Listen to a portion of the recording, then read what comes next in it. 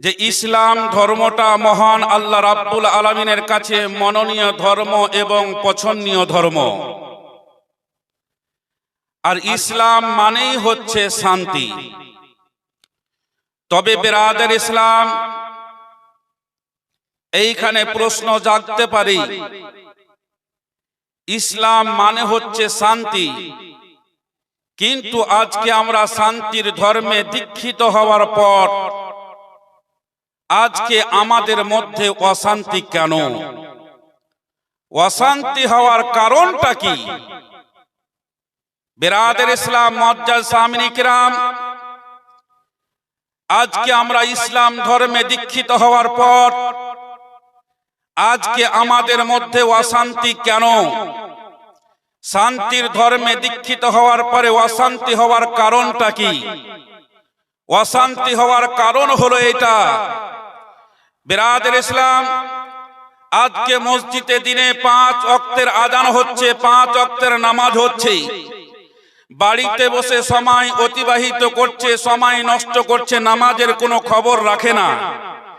পবিত্র রমজান মাস আসলে রমজান মাসে রোজার খবর রাখে না। বেরাদার ইসলাম, টাকা আছে, যাকাতের ধার ধারে না। বেরাদার ইসলাম, টাকা আছে, হজ করব চিন্তা ভাবনা একবারও করে না। জগতের মুসলমান, পিতামাতা বেঁচে আছে, তার প্রতি মানুষের কোনো ভরখাপ থাকে না। জগতের মুসলমান, শুধু তা নয়, আমার দয়ার নবী আকা মুস্তাফা সাল্লাল্লাহু তাআলা আলাইহি ওয়াসাল্লামের আদর্শকে ফলো করে না চলার কারণে, ইসলামের আহকাম আরকানকে মেনে না চলার কারণে আজকে আমাদের ঘরে অশান্তি ঢুকে গেছে, আর শান্তিটা বিদায় নিয়েছে। জোরে বলুন সুবহানাল্লাহ। বেরাদার ইসলাম, আজকে বেরাদার ইসলাম, ইসলামকে ফলো করে ইসলামের আহকাম আরকানকে মেনে না চলার কারণে, নবী মুস্তাফার আদর্শকে ফলো করে না চলার কারণে আজকে আমাদের মধ্যে অশান্তি ঢুকে গেছে, আর শান্তিটা আমাদের কাছ থেকে বিদায় নিয়েছে। অশান্তি যেমন আজকে বাপ বেটাতে ঝামেলা, আজকে বাপ বেটাতে অশান্তি, আজকে ভাইয়ে ভাইয়ে ঝামেলা, আজকে ভাইয়ে ভাইয়ে অশান্তি, আজকে চাচা ভাতিজাতে ঝামেলা, আজকে চাচা ভাতিজাতে অশান্তি, আজকে শাশুড়ি শ্বশুরে অশান্তি। বেরাদার ইসলাম, শাশুড়ি বহুতে অশান্তি। জগতের মুসলমান, আজকে কি বলে, আপনার পড়োশি নিয়ে ঝামেলা, পড়োশি নিয়ে অশান্তি। অশান্তি হওয়ার কারণ হলো একটাই, জগতের মুসলমান ইসলামের আহকাম আরকানকে মেনে না চলার কারণে, আমার নবী মুস্তাফা সাল্লাল্লাহু তাআলা আলাইহি ওয়াসাল্লামের আদর্শকে ফলো করে না চলার কারণে আজকে আমাদের ঘরে অশান্তি ঢুকে গেছে, আর শান্তি আমাদের কাছ থেকে বিদায় নিয়েছে। জোরে বলা যাবে না সুবহানাল্লাহ। জগতের মুসলমান, দেখুন আমার নবী মুস্তাফা সাল্লাল্লাহু তাআলা আলাইহি ওয়াসাল্লাম বসে আছেন। আল্লাহ রাব্বুল আলামিন হযরত জিবরিল আমিনকে ডাকলেন, এ জিবরিল আমিন শোনো।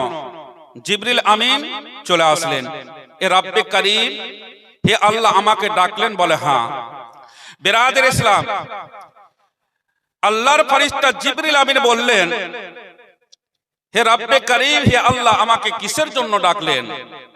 আল্লাহ রাব্বুল আলামিন বলছেন, এ আমার ফেরেশতা জিবরিল আমিন শোনো, তুমি দেরি করো না, তাড়াতাড়ি করে যাও। আমার প্যারা হাবিব, আমার প্যারা মেহবুব, আমার প্রিয় দোস্ত, আমার নবী মুস্তাফা সাল্লাল্লাহু তাআলা আলাইহি ওয়াসাল্লামের কাছে চলে যাও।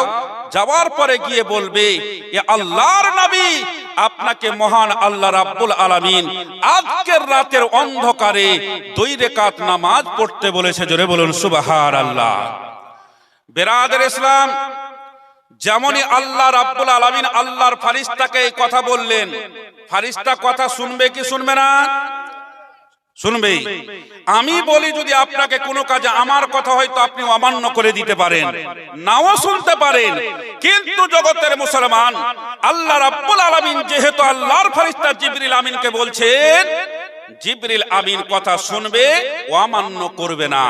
বিরাদর ইসলাম মুআজ্জাজ সামিন ইকরাম, যেমন আল্লাহ রাব্বুল আলামিন বললেন, আল্লাহর ফেরেশতা জিবরিল আমিন দেরি না করে কাল বৈশাখীকে পিছনে করে ডানার উপরে ভর করে আমার নবী মুস্তাফা সরওয়ারে দু আলম সাল্লাল্লাহু তাআলা আলাইহি ওয়াসাল্লামের কাছে হাজির হয়ে গেল। জোরে বলুন সুবহানাল্লাহ। হাজির হয়ে যাওয়ার পর সালাম হলো, কালাম হলো।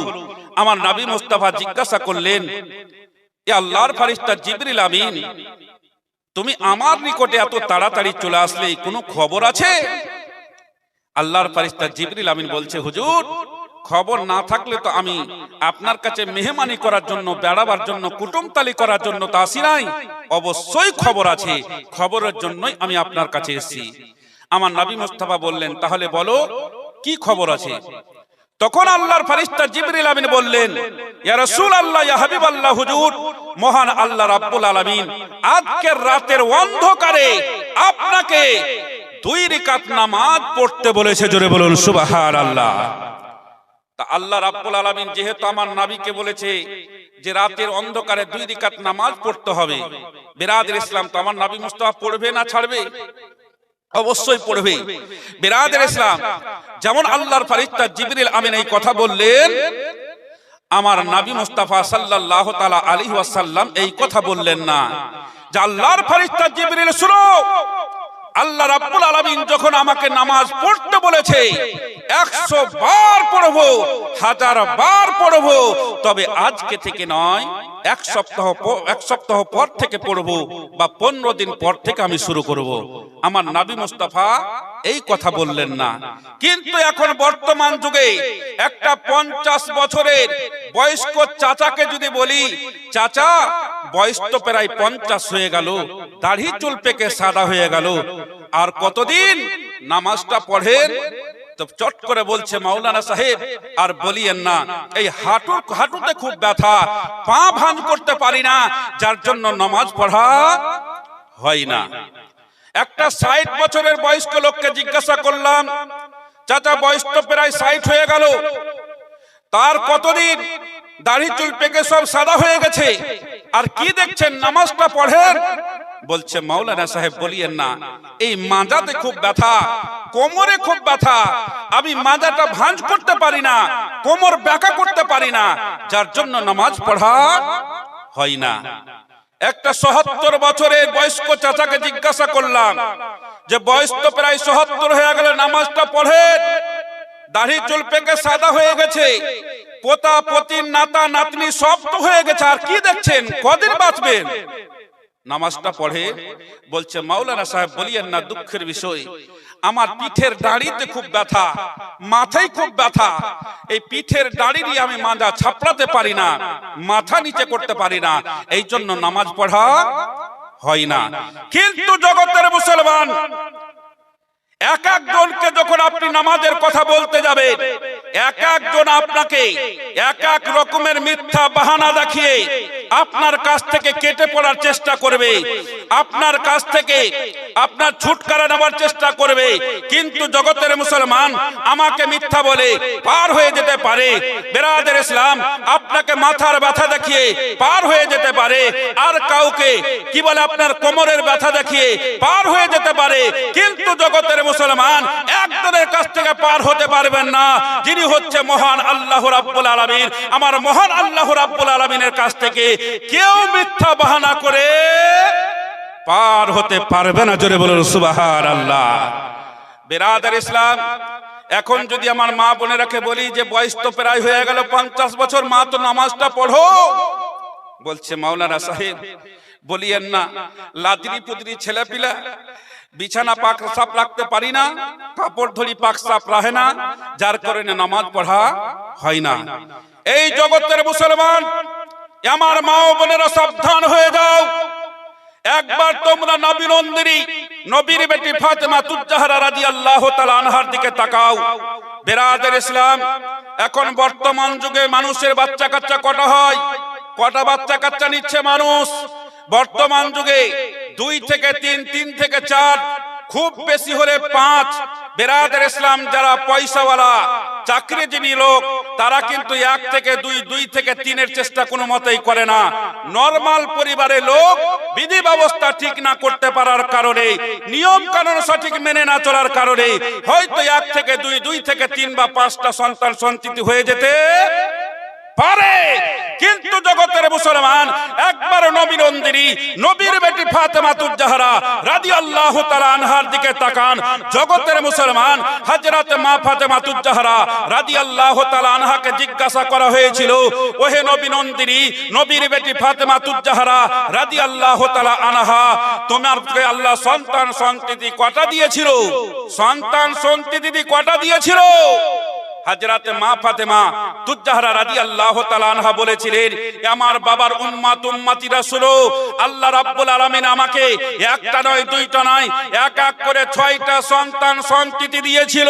তারপরে আমি নবীর বেটি ফাতেমা তুজ জাহরা রাদিয়াল্লাহু তাআলা আনহা আমি একদিনও একটা ওয়াক্তের নামাজ কাজা করিনি। জোরে বলুন সুবহানাল্লাহ।